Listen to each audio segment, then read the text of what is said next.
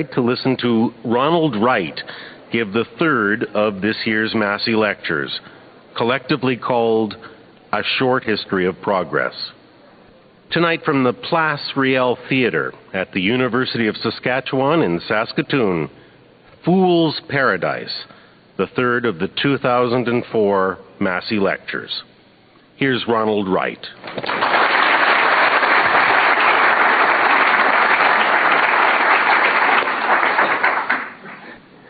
It's a great honor for me, a very daunting honor, I might add, to be here tonight to give the Massey Lecture. And a great pleasure to be in Saskatoon. When I first came to Canada from England, well, my father was from BC, but I grew up in England. When I first came to Canada, I was to go to grad school in the province next door, in Calgary, and I often came down this way. I've always thought of Saskatoon as actually one of the most delightful cities in the country. It's also a great pleasure to be in the province of Tommy Douglas, the cradle of healthcare, and so many other important ideas that have helped shape this country and make it one of the finest nations in which to live.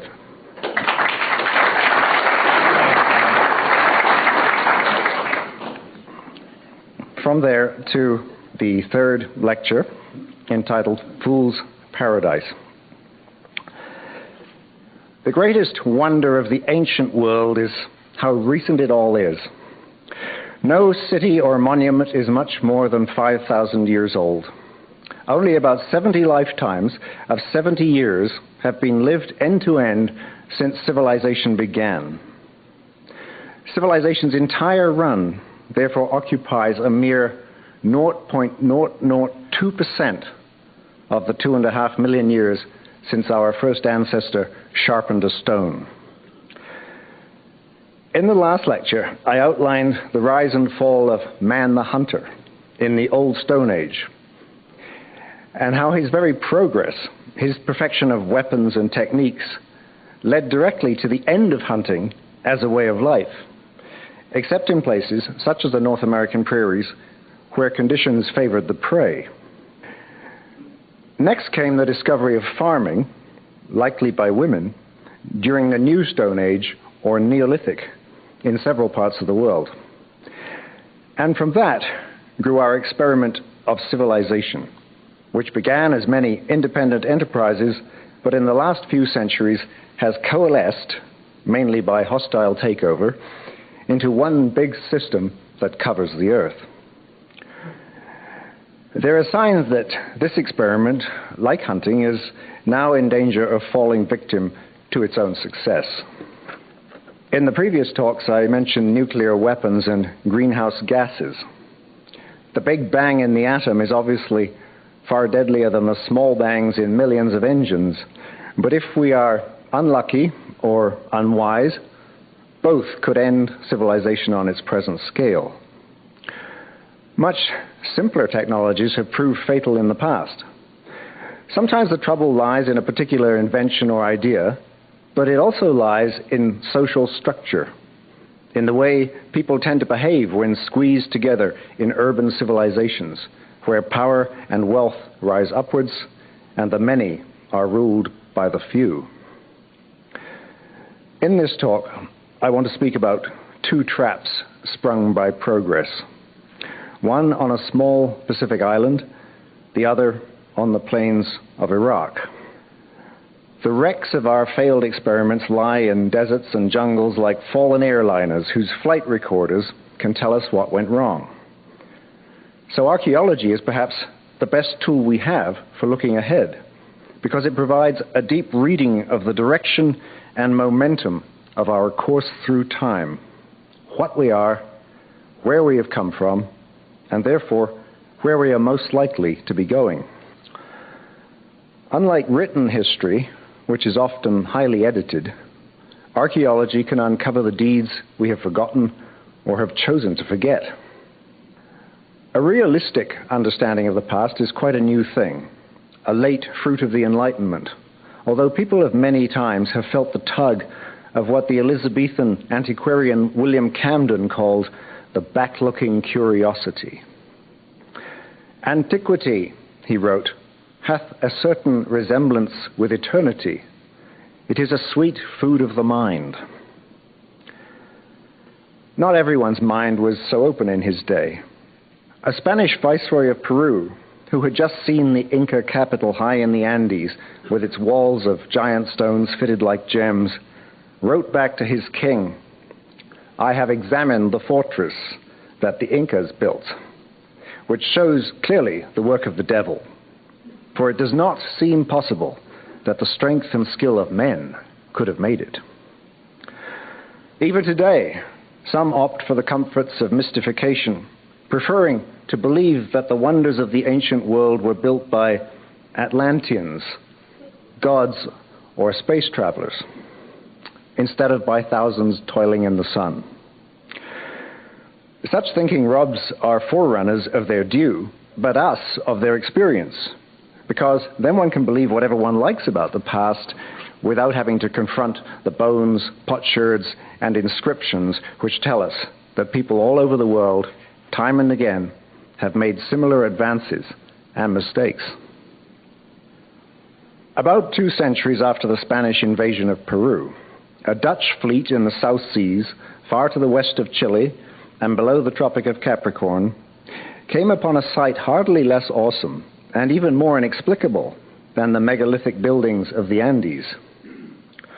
On Easter Day, 1722, the Dutchmen sighted an unknown island, so treeless and eroded they mistook its barren hills for dunes.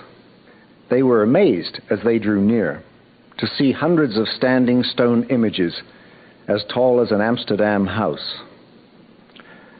We could not comprehend how it was possible that these people, who are devoid of heavy, thick timber or strong ropes, nevertheless had been able to erect such images, which were fully 30 feet high. Captain Cook later confirmed the island's desolation, finding no wood for fuel, nor any fresh water worth taking on board. He described the island as tiny canoes, made from scraps of driftwood stitched together like shoe leather, as the worst in the Pacific. Nature, Cook concluded, had been exceedingly sparing of her favors to this spot.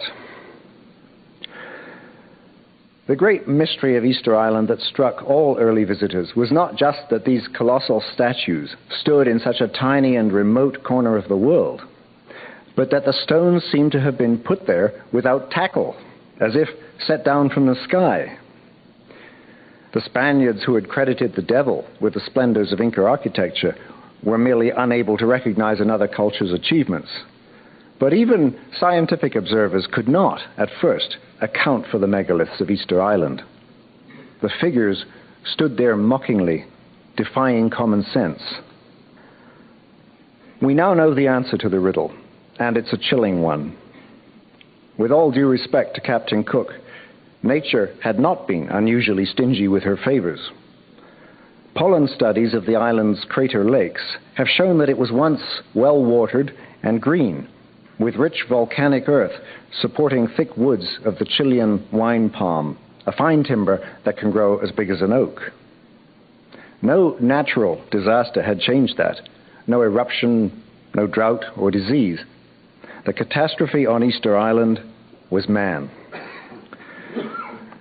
Rapa Nui, as Polynesians call the place, was settled during the 5th century AD by migrants from the Marquesas or the Gambiers, arriving in big catamarans stocked with their usual range of crops and animals: dogs, chickens, edible rats, sugarcane, bananas, sweet potatoes, and mulberry for making bark cloth. Easter Island proved too cold for breadfruit and coconut palms, but was rich in seafood: fish, seals, porpoises, turtles, and nesting seabirds. Within 5 or 6 centuries, the settlers multiplied to about 10,000 people, a lot for 64 square miles. They built villages with good houses on stone footings and cleared all the best land for fields. Socially, they split into clans and ranks: nobles, priests, commoners, and there may have been a paramount chief or king. Like Polynesians on some other islands, each clan began to honor its ancestry with impressive stone images. These were hewn from the yielding volcanic tuff of a crater and set up on platforms by the shore. As time went on, the statue cult became increasingly rivalrous and extravagant, reaching its apogee during Europe's High Middle Ages while the Plantagenet kings ruled England. Each generation of images grew bigger than the last, demanding more timber, rope, and manpower for hauling to the ahu, or altars. Trees were cut faster than they could grow, a problem worsened by the settlers' rats, who ate the seeds and saplings. By AD 1400, no more tree pollen is found in the annual layers of the crater lakes. The woods had been utterly destroyed by both the largest and the smallest mammal on the island. We might think that in such a limited place, where from the height of Terivaka, islanders could survey their whole world at a glance, steps would have been taken to halt the cutting, to protect the saplings, to replant. We might think that as trees became scarce, the erection of statues would have been curtailed and timber reserved for essential purposes such as boat building and roofing. But that is not what happened. The people who felled the last tree could see it was the last, could know with complete certainty that there would never be another, and they felled it anyway. All shade vanished from the land, except the hard-edged shadows cast by the petrified ancestors, whom the people loved all the more because they made them feel less alone. For a generation or so, there was enough old lumber to haul the great stones and still keep a few canoes seaworthy for deep water. But the day came when the last good boat was gone. The people then knew there would be little seafood, and worse, no way of escape. The word for wood, rakau, became the dearest in their language. Wars broke out over ancient planks and worm-eaten bits of jetsam. They ate all their dogs, and nearly all the nesting birds, and the unbearable stillness of the place deepened with animal silences. There was nothing left now but the moai, the stone giants who had devoured the land. And still, these promised the return of plenty, if only the people would keep faith and honor them with increase. "But how will we take you to the altars?" asked the carvers. And the moai answered that when the time came, they would walk there on their own. So the sound of hammering still rang from the quarries, and the crater walls came alive with hundreds of new giants, growing even bigger now that they had no need of human transport. The tallest ever set on an altar is over 30 feet high and weighs 80 tons. The tallest ever carved is 65 feet long and more than 200 tons, comparable to the greatest stones worked by the Incas or Egyptians, except, of course, that it never budged an inch. By the end, there were more than 1,000 moai, one for every 10 islanders in their heyday. But the good days were gone, gone with the good earth, which had been carried away on the endless wind and washed by flash floods into the sea. The people had been seduced by a kind of progress that becomes a mania, an ideological pathology, as some anthropologists call it. When Europeans arrived in the 18th century, the worst was over. They found only 1 or 2 living souls per statue, a sorry remnant, in Cook's words, small, lean, timid, and miserable. The Europeans heard tales of how the warrior class had taken power, how the island had convulsed with burning villages, gory battles, and cannibal feasts. Daggers and spearheads became the commonest tools on the island, hoarded in pits like the grenades and assault rifles kept by modern-day survivalists. Even this was not quite the nadir. Between the Dutch visit of 1722 and Cook's 50 years later, the people again made war on each other, and for the first time, on the ancestors as well.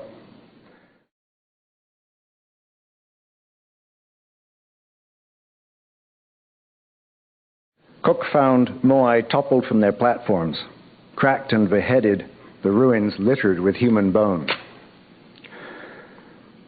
We do not know exactly what promises had been made by the demanding Moai to the people, but it seems likely that the arrival of an outside world in floating castles of unimaginable wealth and menace might have exposed certain illusions of the statue cult, replacing compulsive belief with equally compulsive disenchantment. Whatever its animus, the destruction on Rapa Nui raged for at least 70 years. Each foreign ship saw fewer upright statues, until not one giant was left standing on its altar. The work of demolition must have been extremely arduous for the few descendants of the builders. Its thoroughness and deliberation speak of something deeper than clan warfare, of a people angry at their reckless fathers, of a revolt against the dead. The lesson that Rapa Nui holds for our world has not gone unremarked. In the epilogue to their 1992 book, Easter Island, Earth Island, the archaeologists Paul Bahn and John Flenley are explicit. The islanders, they write, carried out for us the experiment of permitting unrestricted population growth, profligate use of resources, destruction of the environment, and boundless confidence in their religion to take care of the future. The result was an ecological disaster leading to a population crash. Do we have to repeat the experiment on a grand scale? Is the human personality always the same as that of the person who felled the last tree? The last tree, the last mammoth, the last dodo, and soon perhaps the last fish and the last gorilla. On the basis of what police call form, we are serial killers beyond reason. But has this always been, and must it always be, the case? Are all human systems doomed to stagger along under the mounting weight of their internal logic until it crushes them? As I've proposed, the answers, and I think the remedies, lie in the fates of past societies. Easter Island's isolation makes it uniquely important as a microcosm of more complex systems, including this big island on which we drift through space. Easter Island punched way above its weight, but it boxed alone as if in a looking glass, and we have been able to replay the moves by which it knocked itself out. I'm Paul Kennedy, and this is Ideas.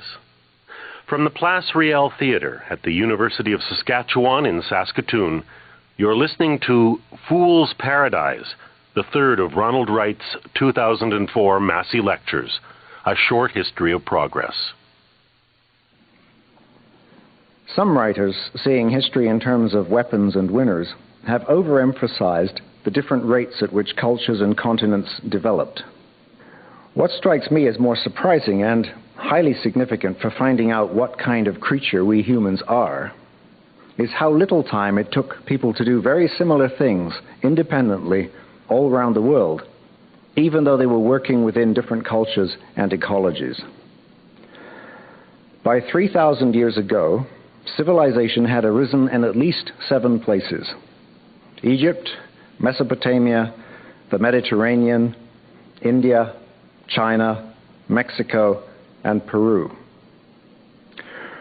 Archaeology shows that only about half of these had received their crops and cultural stimuli from others. The rest had built themselves up from scratch without suspecting that anyone else in the world was doing the same. This compelling parallelism of ideas, processes, and forms tells us something important: that given certain broad conditions, human societies everywhere will move towards greater size, complexity, and environmental demand. Easter Island's little civilization was one of the last to develop independently. The earliest of all was Sumer, in what is now southern Iraq. The Sumerians, whose own ethnic and linguistic stock is unclear, set a pattern that Semitic cultures and others in the Old World would follow. They came to exemplify both the best and worst of the civilized life, and they told us about themselves in cuneiform script on clay tablets, one of the most enduring mediums for the human voice, a writing like the tracks of trained birds. They set down the oldest written stories in the world, a body of texts known as the Epic of Gilgamesh, compiled in strong-walled Uruk, the city of great streets, around the time that Stonehenge and the first Egyptian pyramids were being built. Legends we know from the Hebrew Bible, the Garden of Eden, the Flood, appear in Gilgamesh in earlier forms, along with other tales deemed too racy, perhaps, for inclusion in the Pentateuch. One of these, the story of the wild man Enkidu, who is seduced into the city by a harlot, a child of pleasure, recalls our transition from the hunting to the urban life. And now the wild creatures had all fled away. Enkidu was grown weak, for wisdom was in him, and the thoughts of a man were in his heart. So he returned and sat down at the woman's feet and listened intently to what she said. "You are wise, Enkidu, and now you have become like a god. Why do you want to run wild with the beasts in the hills? Come with me. I will take you to strong-walled Uruk, to the blessed temple of Ishtar and of Anu, of love and heaven. There lives King Gilgamesh, who is very strong and who lords it over men." In the last lecture, we left the Middle East soon after farming began in the lands often called the Fertile Crescent, which stretched from the Mediterranean to the Persian Gulf and reached up into Anatolia. Throughout human time, this has been the crossroads of Africa, Europe, and Asia. Back in the Old Stone Age, Neanderthals and Cro-Magnons had contested this turf for 50,000 years, moving north and south with fluctuations in the climate, living at different times in the same rock shelters, possibly evicting one another. I suspect that if we could tune into the Middle Eastern news at almost any period in prehistory, we would find the place seething with creativity and strife, as it has since history began. But it's a mistake to assume that the Fertile Crescent, for all its natural endowments, its plants and animals suitable for domestication, developed quickly or easily. Even after several thousand years of farming and herding, the biggest Middle Eastern settlements, Jericho near the Dead Sea and Çatalhöyük in Anatolia, were still tiny, covering only 10 acres and 32 acres respectively. Insofar as the Garden of Eden had a physical geography, this was it. The serpent, however, was not the only enemy. Fortifications at Jericho and elsewhere speak of competition for land and a heavier human presence than the villages alone attest. Nor was the farming life easier or healthier than the hunting life had been. People were smaller in build and worked longer hours than non-farmers. Average life expectancy, deduced from burials at Çatalhöyük, was 29 years for women and 34 for men. By 6000 BC, there is evidence of widespread deforestation and erosion. Cavalier fire setting and overgrazing by goats may have been chief culprits, but lime burning for plaster and whitewash also destroyed the woodland, until it became the thorny scrub and semi-desert seen there today. By 5500 BC, many of the early Neolithic sites were abandoned. As on Easter Island, people had befouled their nest, or rather had stripped it bare. But unlike the Easter Islanders, these people had room to flee and start again. Self-driven from Eden, they found a second paradise lower down on the great floodplain of the Tigris and Euphrates, the land called Mesopotamia or Iraq. The look of this place is fresh in our minds from modern wars. Treeless plains and dying oases, salt pans, dust storms, oil slicks, and burnt-out tanks. Here and there, crumbling in the ruthless sun and wind, are great mounds of mud brick, ruins of ancient cities whose names still echo in the cellars of our culture. Babylon, Uruk, and Ur of the Chaldees, where Abraham was born. Back in the 5th and 4th millennia BC, southern Iraq had been a marshy delta of channels teeming with fish, reeds taller than a house, and sandbars rich in date palms. Wild boar and waterfowl lived in the canebrakes. The alluvial earth, if tilled, could yield 100-fold on every seed, for this was new land, laid down at the head of the Persian Gulf. New, in a manner of speaking. The people who settled here had, in effect, followed their old fields, which had been washed from the worn hills by the great rivers flowing, as the Bible says, out of Eden. So God had spread a second chance before the children of Adam and Eve, but in this recycled Eden, unlike the first, they would eat only by sweat and toil. The great Australian archaeologist Gordon Childe wrote in his classic work, The Most Ancient East, "The exploitation of this natural paradise required intensive labor and the organized cooperation of large bodies of men. Arable land had literally to be created by a separation of land from water. The swamps must be drained, the floods controlled, the life-giving waters led to the rainless desert by artificial canals." So it seems that in this case at least, the hierarchies of civilization grew with the demands of water control. The scattered mud villages grew into towns, and by 3000 BC, these towns had become small cities, rebuilt again and again on their own debris, until they rose above the plain in earthen mounds known as tells. Throughout most of its 1,000-year run, Sumerian civilization was dominated by a dozen such cities, each the heart of a small state. Only twice was a unified kingdom briefly forged, first by the Semitic invader Sargon, and later by the third dynasty of Ur. It is thought that 4/5 of the Sumerian population lived in urban centers, and that the entire population was only 500,000. Contemporary Egypt's population, by comparison, was more rural and about 3 times that size.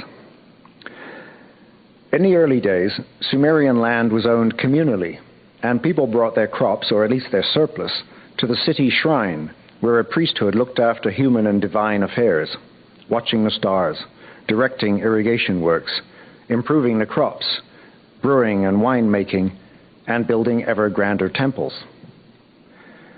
As time went by, the cities grew layer by layer into man-made hills, crowned with the typical Mesopotamian step pyramid or ziggurat, a sacred mountain commanding the human realm.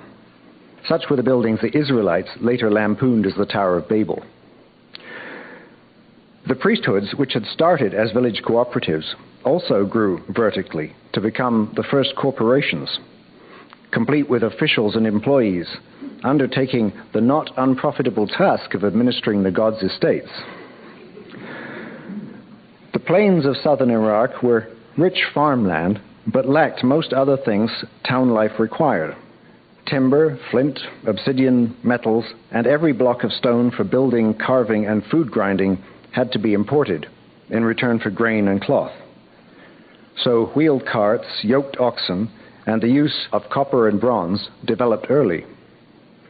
Trade and property became highly important and have been close to the heart of Western culture ever since. Middle Easterners took a mercenary view of their gods as big landowners and themselves as serfs, toiling in the Lord's vineyard. Unlike the writing of Egypt, China, or Mesoamerica, Sumer's writing was invented not for sacred texts, divination, literature, or even kingly propaganda, but for accounting. Over time, the priestly corporations grew bloated and exploitive, concerned more with their own good than that of their lowlier members. Though they developed elements of capitalism, such as private ownership, there was no free competition of the kind Adam Smith recommended.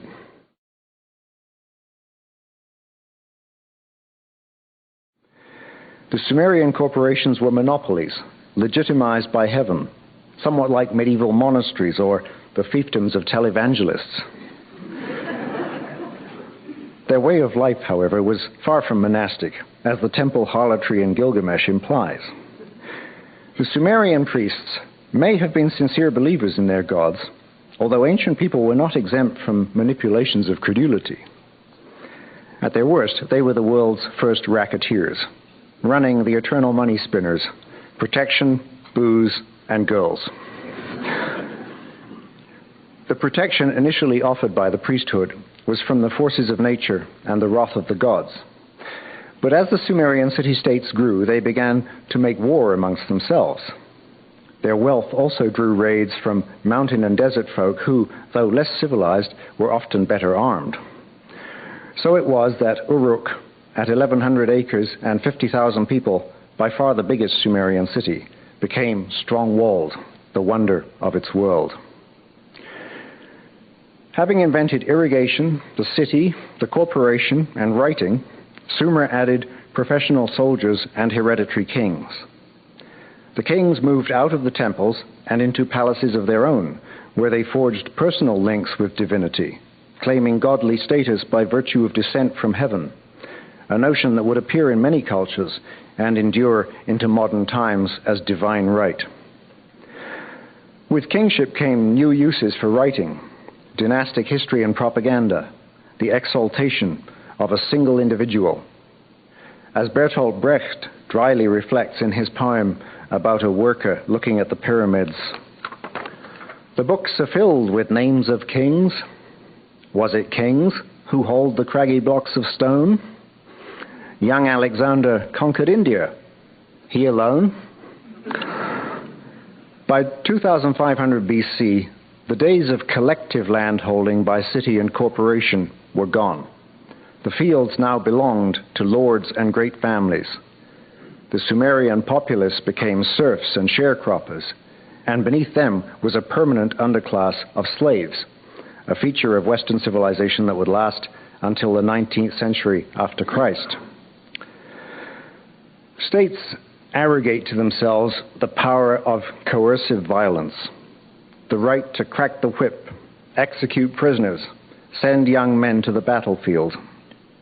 From this stems that venomous bloom which J.M. Coetzee has called, in his extraordinary novel, Waiting for the Barbarians, the black flower of civilization. Torture, wrongful imprisonment, violence for display, the forging of might into right. Among the privileges of god-kings in Sumer and elsewhere were various styles of human sacrifice, including the right to take people along for company beyond the grave. The king's tomb at Ur, known to archaeologists as the Death Pit, contains the first mass burial of royal concubines, retainers, and the workers who built it. About 75 men and women all told, their skeletons nested like spoons in a drawer. Around the world, from Egypt and Greece to China and Mexico, the idea that the king's life was worth so much more than other people's would take root again and again. The builders who seal the tomb are killed on the spot by guards, who are themselves killed by other guards, and so on, until the late king's executors deem his resting place sufficiently honored and secure. Throughout the ancient world, rulers performed the ultimate political theater, public sacrifice of captives.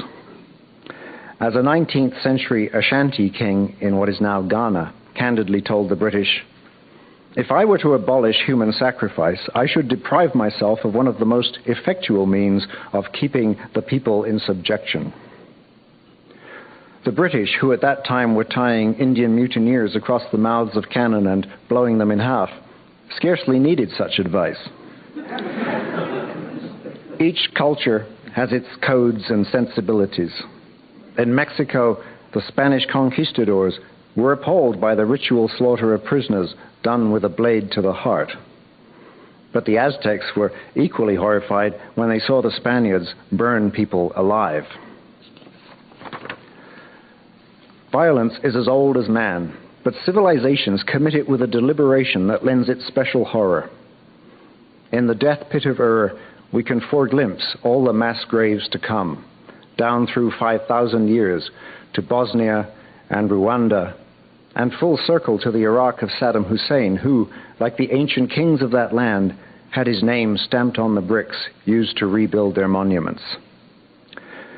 In civilization, unlike the hunter-gatherer life, it has always mattered who you are. We have come a very long way from extended families round a Stone Age campfire to societies in which some people are demigods and others nothing more than flesh to be worked to death or buried in their betters' tombs. I'm Paul Kennedy, and this is Ideas. From the Place Riel Theatre at the University of Saskatchewan in Saskatoon, you're listening to Fool's Paradise, the third of Ronald Wright's 2004 Massey Lectures, A Short History of Progress. Until mechanized farming began, food growers, whether peasants or slaves, outnumbered the elite and professionals who lived off their surplus by about 10 to 1. The Massey's reward for this was usually little more than bare survival, alleviated by the consolations of custom and belief. If they were lucky, they might belong to a state which, in enlightened self-interest, would give public assistance in times of crop failure. The ideal of the leader as provider and the wealthy as open-handed survive to some extent and can be traced in many languages. Our word lord comes from the Old English hlaford or loaf ward, he who guarded the bread supply and was expected to share it out. One of an Inca emperor's many titles was Wakchakuyach, he who cares for the bereft.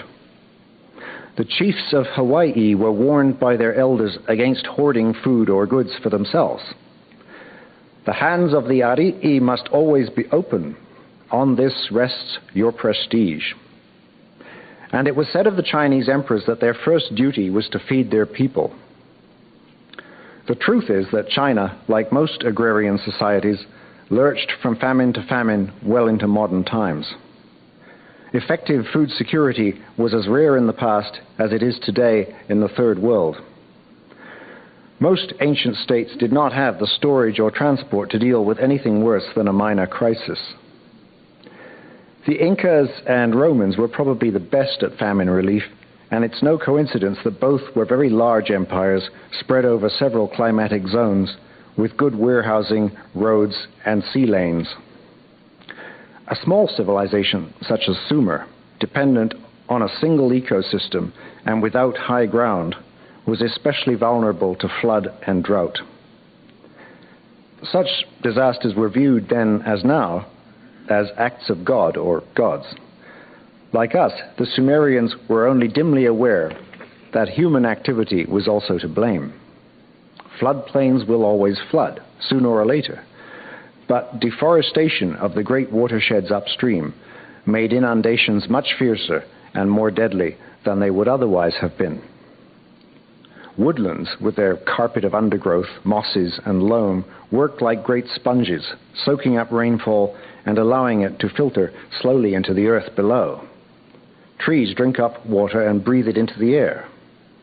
But wherever primeval woods and their soils have been destroyed by cutting, burning, overgrazing, or plowing, the bare subsoil bakes hard in dry weather and acts like a roof in wet. The result is flash floods, sometimes carrying such heavy loads of silt and gravel that they rush from steep ravines like liquid concrete. Staggering alluvial forces are at work in Mesopotamia. In the 5,000 years since Sumerian records began, the twin rivers have filled in 80 miles of the Persian Gulf. Iraq's second city of Basra was open sea in ancient times. The plains of Sumer are more than 200 miles wide. In times of an unusually great flood, the kind that might happen once a century or so, a king standing in the rain on a temple softening under his feet would see nothing but water between himself and the rim of the sky. Not only did Adam and Eve drive themselves from Eden, but the eroded landscape they left behind set the stage for Noah's flood. In the early days, when the city mounds were low and easily swamped, the only refuge would have been a boat. The Sumerian version of the legend, told in the first person by a man named Utnapishtim, has the ring of real events, with vivid detail on freak weather and broken dams. In it, we may see not only the forerunner of the biblical story, but the first eyewitness account of a man-made environmental catastrophe. In those days, the world teemed, the people multiplied.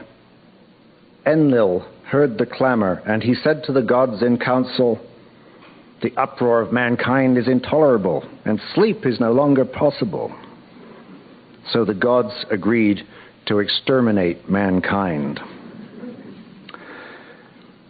Enlil, the storm god, is the instigator. Others, including Ishtar, goddess of love and queen of heaven, a less virginal forerunner of Mary, go along with it. But Ea, the god of wisdom, warns Utnapishtim in a dream. "Tear down your house, I say, and build a boat. Abandon possessions and look for life. Take up into the boat the seed of all living creatures." The time was fulfilled. The evening came. The rider of the storm sent down the rain. I looked out at the weather, and it was terrible. So I, too, boarded the boat and battened her down. With the first light of dawn, a black cloud came from the horizon. It thundered within, where Adad, lord of the storm, was riding. Then the gods of the abyss rose up.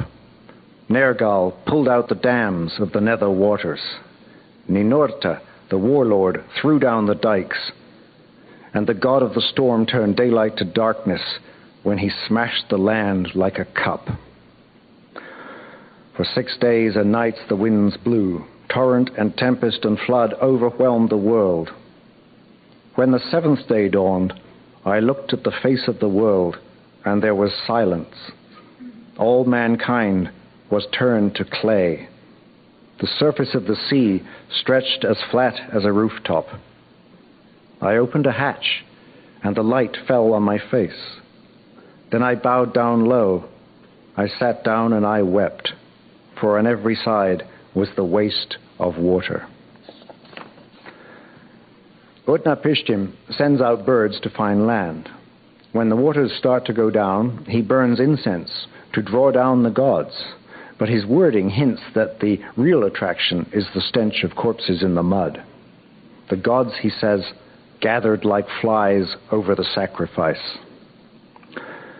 Unlike Jehovah with his rainbow, the Sumerian deities make no promises. Ishtar fingers her necklace and says only that she will remember. Enlil sees the ark and gets angry. Has any of these mortals escaped? Not one was to have survived. Then Ea, who had given the warning and saved the animals, upbraids Enlil for what he has done and begins a doleful chant. Would that a lion had ravaged mankind rather than the flood. Would that famine had wasted the world rather than the flood. Ea should have been more careful what he wished for. When Sir Leonard Woolley excavated in Sumer between the world wars, he wrote, "To those who have seen the Mesopotamian desert, the ancient world seems well nigh incredible. So complete is the contrast between past and present. Why, if Ur was an empire's capital, if Sumer was once a vast granary, has the population dwindled to nothing, the very soil lost its virtue?" Woolley's question has a one-word answer: salt.